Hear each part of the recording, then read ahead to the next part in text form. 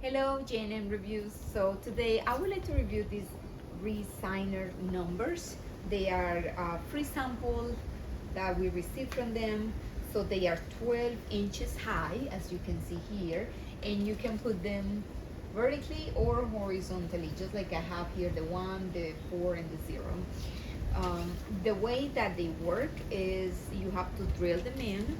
So each number comes with this pack, and you want to put the paper on top of the wood or the concrete, and then you drill this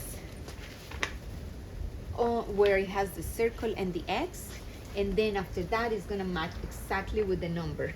So for example, this is exactly where I will put the number 4. They each come individually packed. I like it also because it's weather resistant, it's solid aluminum, and they're very nice, they're very beautiful. Here are simple instructions, they're very simple. All you have to do is just basically put all the numbers, all the papers together, and then just drill where it says that you should. I hope you enjoy it. I hope you check it out. Thank you for watching my video.